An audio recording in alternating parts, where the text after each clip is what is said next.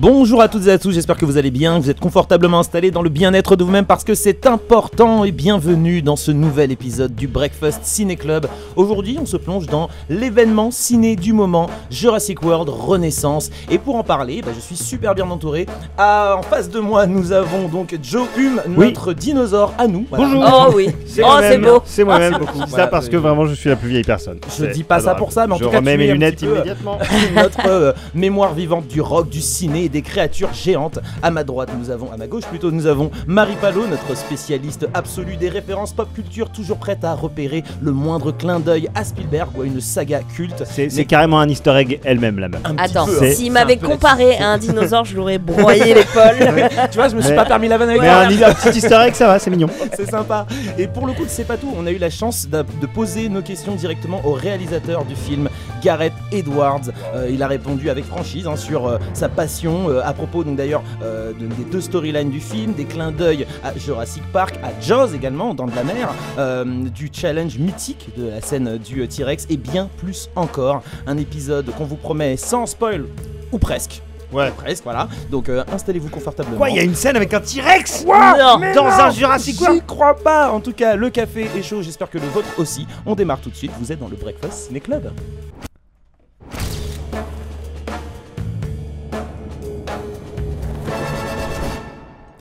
C'est difficile de parler de ce film sans parler de la franchise globale. Et je vais vraiment rapidement, les copains, est-ce qu'on pourrait juste se poser 2 secondes et me dire Jurassic Park, ça vous évoque quoi, Marie ? Alors pour moi c'est un film absolument fondateur de mon enfance et de mon adolescence. J'ai eu droit à environ 1 million de visionnages sous la contrainte de mon grand frère. Donc clairement oui, la saga d'origine je l'ai vue et revue. Et le rayon jouets pour enfants a toujours proposé des dinosaures depuis. Donc je suis sûre que ça vient de là. Et c'était aussi la première fois que la science m'intéressait en fait. Alors ouais. Évidemment, il y a de la science-fiction. On ne trouve pas juste un fossile pour ensuite. Des petits guillemets, quoi. Les trucs et tout. Ouais, mais du coup, ça m'intéressait en tant qu'enfant et c'était bien la première fois.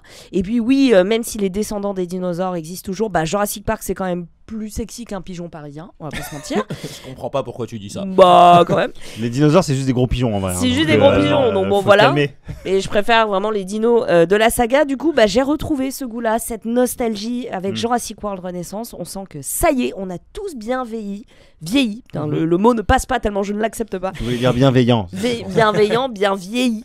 Et que peut-être que les dinosaures n'étaient qu'un lointain souvenir finalement de l'enfance, comme les gens dans le film. Et les redécouvrir à travers l'œil, notamment d'un professeur passionné qui ne les a vus que dans des musées de fossiles, et c'était brillant, je trouvais. Ouais, ça marche tellement bien. Et toi, pour le coup, Joe ? Moi, Jurassic Park, ça m'évoque vraiment l'enfance parce que quand j'étais petit, quand on me demandait ce que je voulais faire comme métier plus tard, c'était pas pompier, c'était pas astronaute, c'était paléontologue. Arrête. C'était pas archéologue, c'était paléontologue, mon pote. Le week-end, mes parents, pour faire des sorties fun, je leur disais on va au musée de la paléontologie, voir les squelettes de dinosaures. C'était vraiment mon kiff total. Et le premier Jurassic Park, je l'ai vu en vacances, séjour linguistique en Angleterre pendant l'été, où j'avais encore que 11 ans. Là-bas, il a été interdit au moins de 12, la famille anglaise. Ils nous avaient emmené voir Jurassic Park. J'avais 11 ans, donc j'avais déjà un anglais correct, mais j'étais quand même.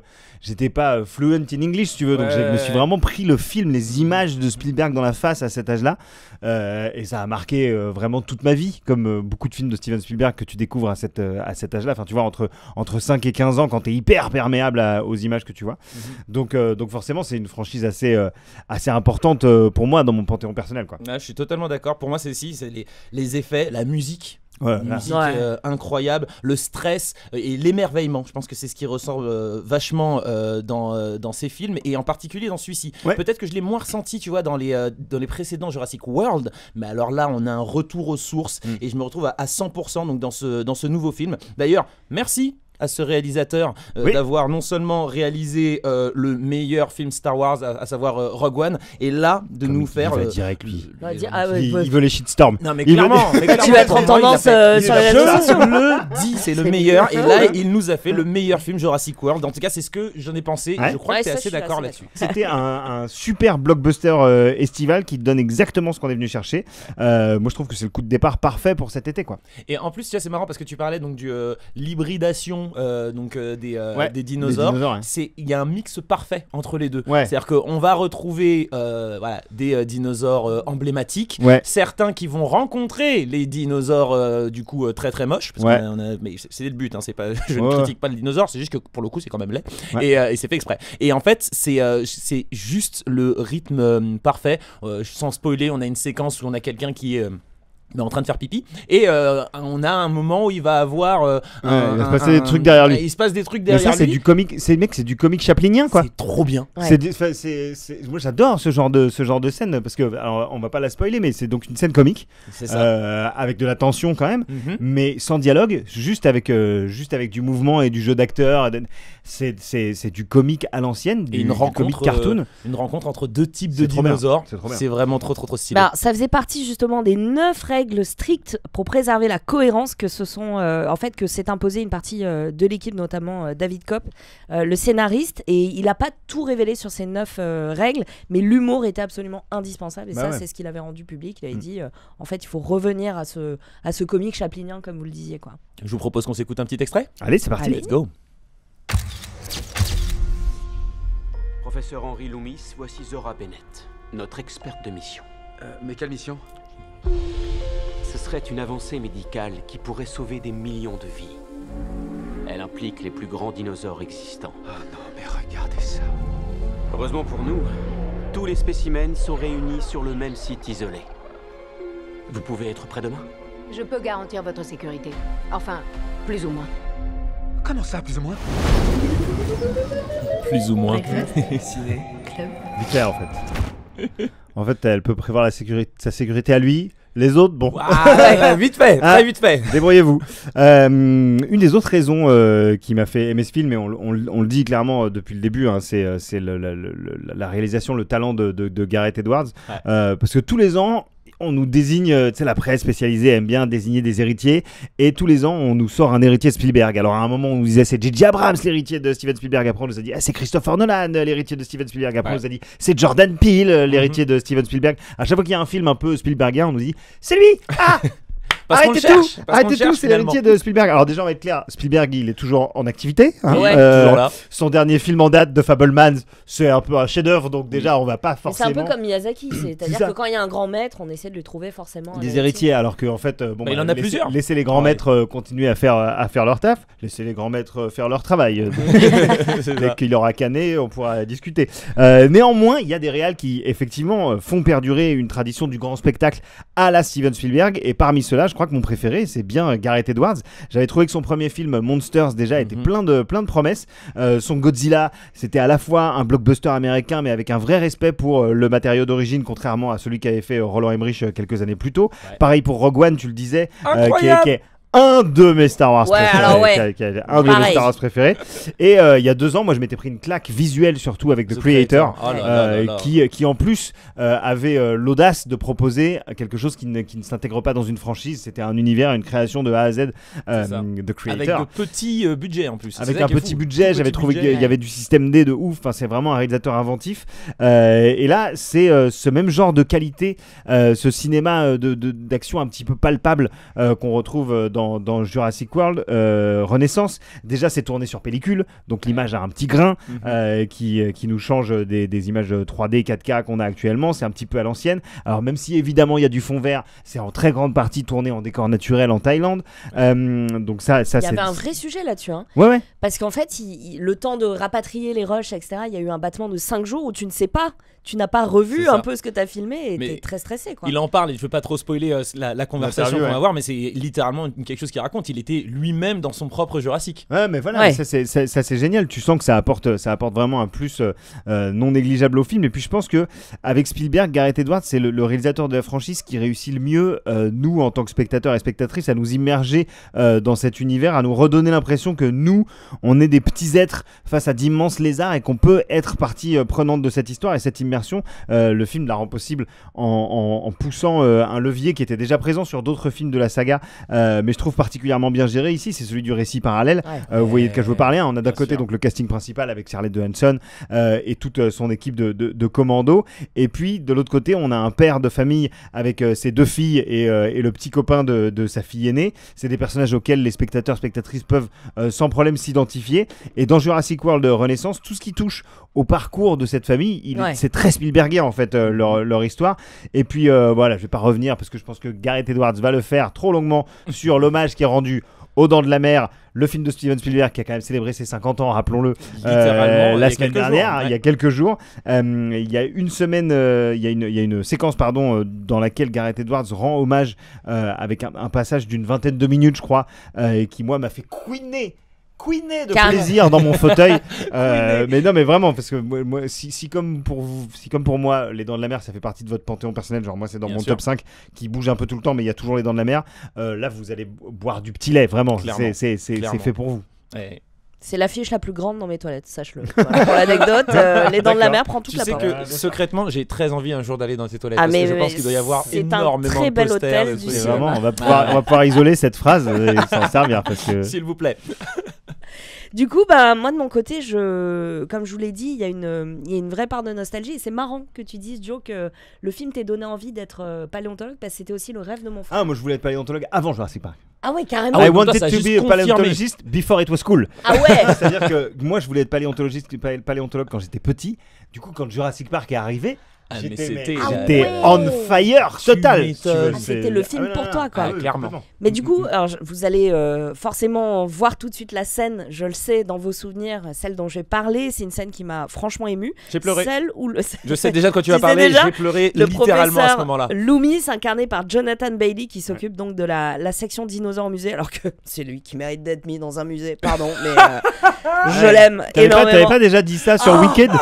Mais attends, mais il est si parfait, si quand j'ai vu qu'il était là, je me suis dit, Marie, oui, non, vraiment, et c'est tout ce qu'il me fallait. Incroyable. C'est tout ce que je voulais savoir, Jonathan Bailey avec des lunettes. Et qui se laisse convaincre, donc du coup, de partir dans une expédition extrêmement risquée et éthiquement discutable, pour une raison que Scarlett Johansson va soulever. Resterez-vous spectateur d'une ère passée devant votre télé ou dans un musée alors que vous pouvez les voir en vrai à l'état sauvage. La rencontre avec les titanosaures est un énorme clin d'œil à la scène du premier film de Spielberg où le professeur Alan Grant, il sera d'ailleurs évoqué dans le film comme étant le mentor du professeur Loomis, qui découvre les brachiosaures depuis sa Jeep en enlevant ses lunettes. Cette scène, elle est folle. Et du coup, ça ça m'avait pensé immédiatement du coup à mon grand frère devenu docteur en géophysique, aspirant à devenir paléontologue suite à Jurassic Park. Balance le 06. Incroyable. J'ai envie de faire un petit bilan de compétences. Non mais attends, il a acheté la même Jeep que les films Jurassic, et c'est resté le film de sa vie. Donc je me suis dit en fait en voyant cette scène, qu'est-ce qu'il aurait ressenti lui aussi si tout ça était réel, et je suis sûre qu'il aurait eu la même réaction. C'était tout en intérieur, c'était beau, c'était extrêmement bien écrit, interprété, dirigé, enfin vraiment cette scène moi m'a profondément marqué. C'est magnifique, c'est très beau. Et puis des petits moments suspendus comme ça, tu sais, où en plus tu t'attends à ce que tous les enchaînements ils doivent donc récupérer des ADN de dinosaures, tu te dis à chaque fois ça va être une scène d'aventure, un truc et tout, avec l'action, machin. D'autant plus qu'ils arrivent dans des hautes herbes, tu te dis il va y avoir des raptors, exactement. Mais en fait non, t'as un moment suspendu comme ça. C'est hyper beau. Qui apporte une vraie respiration, qui est très beau. Complètement. Je suis d'accord. Et puis j'ai aimé aussi qu'on suive, on en parlait un peu avant, les deux histoires parallèles, l'expédition donc scientifique avec des mercenaires d'un côté, la survie d'une petite famille qui se retrouve là, justement à cause de ces dinosaures laissés à l'abandon, redevenus sauvages. Il y a une interrogation finalement sur qu'est-ce que l'humain en a fait. On en a fait un parc, et puis après ils étaient là. Assez, quoi. Ouais, c'est passé de mode, et je trouve que c'est hyper bien amené dans le film. Il y a un très juste dosage entre les scènes d'action, le contemplatif qui nous laisse rêveur à propos de ces créatures, et toutes les références de pop culture qui alimentent le film. Non, vraiment, j'espère en tout cas que la personne qui est en train de nous écouter là tout de suite sans notre c'est le réalisateur. Émotion, j'espère que c'est le réal. Il nous écoute évidemment. Mais tu vois, le spectateur, spectatrice qui est en train de nous écouter là, et qui est en train de se dire oh là là, mais ils ont l'air d'être vraiment passionnés par ce film. C'est vrai. C'est-à-dire que on a, je pense, parler pour vous tous, que quand on a vu ce film, on était en train de se dire waouh, on est en train de revenir à ce qui nous a fait kiffer Jurassic au tout début, et notre âme d'enfant est ressortie, et je pense qu'il y a une personne qui pourra en parler encore mieux que nous. Il s'agit du réalisateur Gareth Edwards que j'ai eu la chance de pouvoir rencontrer, et je vous propose d'écouter une partie de cette interview. Je vous préviens, c'est une conversation de geek, donc accrochez-vous, ça démarre de suite.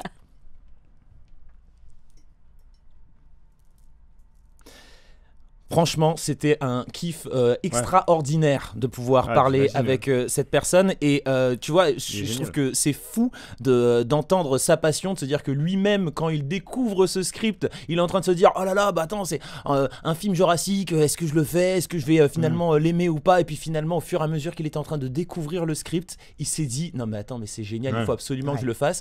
Et il est à la place, quasiment à ma place, en train de se dire j'aurais été dégoûté de me dire que t'aurais interviewé quelqu'un d'autre pour parler de ce film. Mais moi, j'ai eu la chance de le rencontrer 2 jours après toi pour l'avant-première du film, et il disait j'ai l'impression que tous les films que j'ai fait jusque-là c'était en fait un casting quoi. Ça, c'est impressionnant, et c'est vrai, c'est totalement ça. Il a sa carrière l'a mené à faire ce film là, et je souhaite vraiment un succès total pour ce film. Je me suis dit que j'avais envie de partager avec vous mes notes, parce que quand je regarde un film, il a son petit carnet de papier et tout. Mon petit carnet, bah ouais, tu sais, comme quoi, dinosaure de temps en temps, moi aussi.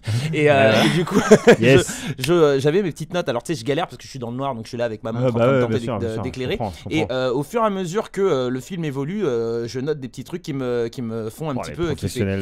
Et donc là, il y a première phrase que je note. Alors bon, c'est pas un spoil, mais je pense que quand tu auras vu le film, tu vas comprendre, auditeur. Fox Sneakers.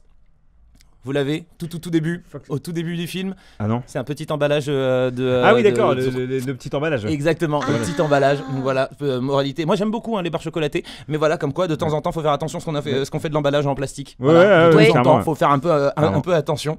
J'aime évidemment les références au passé, mais il y en a certaines qui sont très subtiles. C'est les références au futur. Exactement. Celles-là, elles sont folles. Elles sont folles, mais alors je les ai pas vues moi, mais je suis sûr qu'elles sont folles. Mais alors la référence du flag quand on arrive dans le musée et le flag qui est en train de tomber derrière le squelette du T-Rex, référence à Jurassic Park 1. C'est le final. Vraiment trop cool. Les petites leçons, parce que je trouve que tous les films Jurassic nous donnent des petites leçons de la vie, et je pense que l'avidité et la curiosité mélangées ensemble, ça marche pas. Ça fonctionne pas. Voilà, faut globalement éviter. On parlait de la petite famille. On sait qu'on a le père qui visiblement est en instance de divorce ou séparé, etc. Globalement, faites attention pour vos lieux de vacances. T'as envie d'être le papa cool, évite. Voilà, je pense qu'il y a des moments tu peux faire des trucs safe dans la vie. Tu vas au jardin public à côté, c'est très bien. C'est très sympa. Je pense que tu peux créer de très bons souvenirs. Pas besoin de traverser l'Atlantique. Il y a des trucs où tu peux tu peux t'en mais sortir. il aurait peut-être pas compris que le petit ami de sa fille était finalement quelqu'un de bien. Ouais, mais tu peux faire un bowling avec lui. Se faire courser, tu vois. Tu fais un bowling avec lui et tu peux créer des liens. T'es pas obligé de te faire courser par des T-Rex. Vous m'avez complètement perdu là, je vous le dis. Vous m'avez perdu.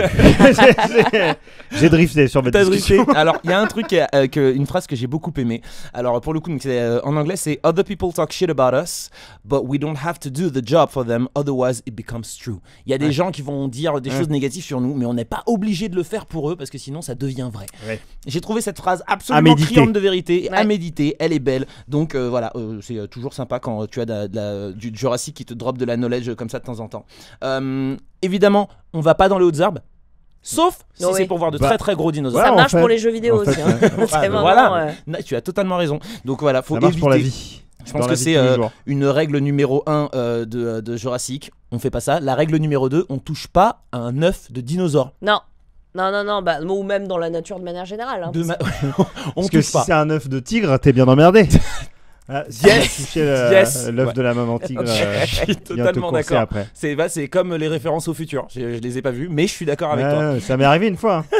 Ah ouais. Le mec se transforme en Serge le Mytho. J'ai touché un œuf de tigre, mon pote. Ça savais pas que ça existe en Asie. En Asie centrale, il y a des tigres qui pondent des œufs. Tu vois, il y a un moment où on est à la fin de ma prise de notes et je suis en train de dire, mais ils sont quand même beaux ces dinosaures. C'est vrai, ils sont quand même beaux. Et c'est ça qui est fier de. Mais vraiment, non, mais c'est absolument magnifique et tu te mets à la place des personnages et du coup tu les comprends parce que tu te dis au début, mais pourquoi y aller?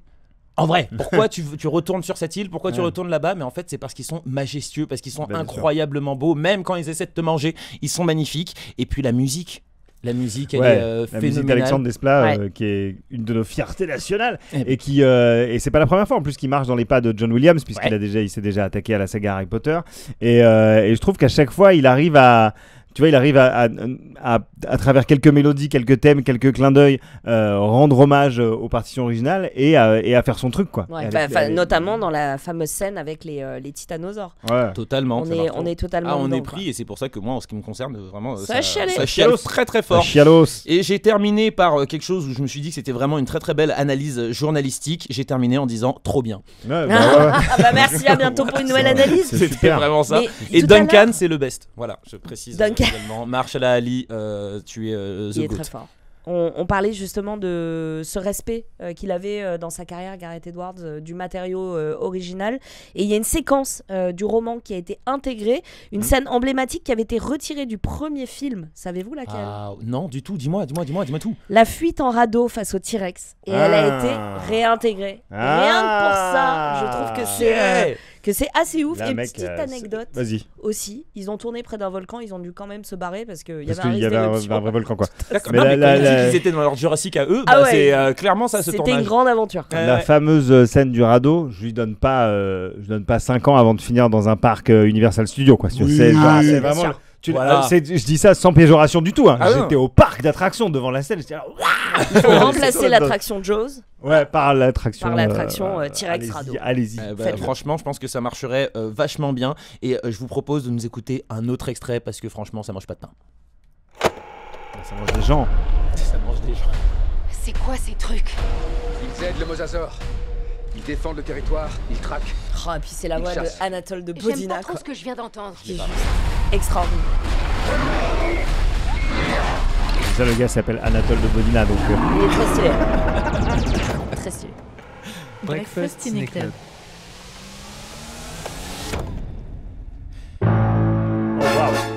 Waouh. J'ai été tellement surpris par et là, soudain, incroyable. Écoutez les amis, c'est déjà la fin de ce podcast, de ce Breakfast Ciné Club consacré à Jurassic World Renaissance. Merci Gareth Edwards d'avoir pris le temps de répondre à nos questions. Merci à Jolie et Marie Palot pour leur analyse précise et regard toujours éclairé. Ma petite question traditionnelle à la fin du podcast, on va voir ce film avec qui ? Je te laisse commencer. Alors moi déjà je vais le voir. En fait, faire ce podcast m'a donné immédiatement envie d'y retourner. Bah ouais, non mais donc, totalement, je suis d'accord. Donc je vais y aller là. Et en fait j'avais hésité à emmener mon fils en me disant attends, je vais quand même le voir avant. Et je vais complètement y retourner avec lui.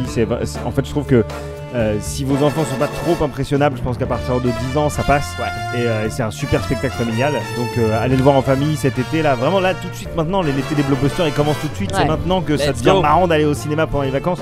Allez commencer par Jurassic World Renaissance, ça fonctionne vraiment très très bien. Totalement, Marie. Écoute, mon frère revient du Canada. Let's go. La première fois depuis 4 ans. Donc je vais totalement aller voir le film avec lui.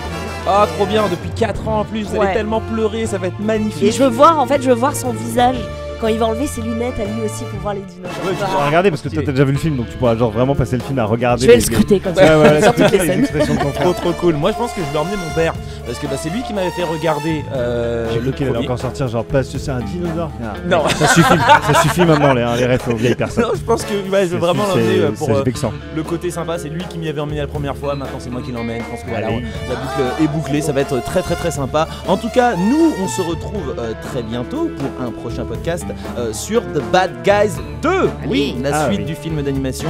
En attendant, n'hésitez pas à partager cet épisode, à vous abonner si ce n'est pas encore fait et à nous laisser des retours. Merci. T'es heureux toi, il n'y a pas de film d'horreur. Ah non mais là franchement c'est la meilleure période de ma vie. Mais ne t'inquiète pas, ça reviendra en fait. Ah, c'est pas obligatoire, tu sais. T'es pas prêt pour la rentrée. Non mais tu vois, des dragons et puis des dinosaures et puis après là maintenant des petites bébêtes en animation. Moi je trouve ça très très cool, ça va être sympa. En tout cas merci à tout le monde, merci aux équipes techniques d'avoir rendu également ce podcast possible. On se retrouve très bientôt. D'ici là, regardez de bons films, c'était le Breakfast Ciné Club. Bye bye. Bye bye.